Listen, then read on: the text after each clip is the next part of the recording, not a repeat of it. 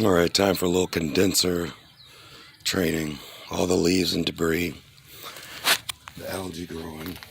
Just like a car and its radiator going down the highway, if you get bugs and dirt in it, it will overheat. Your fresh air goes in here.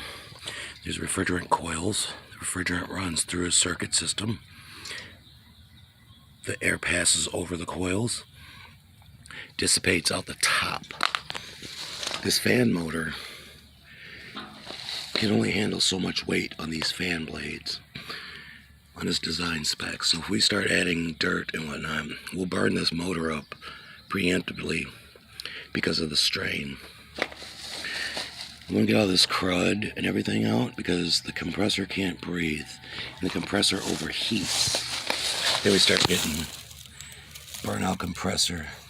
Not necessarily high energy use, but inefficient energy use.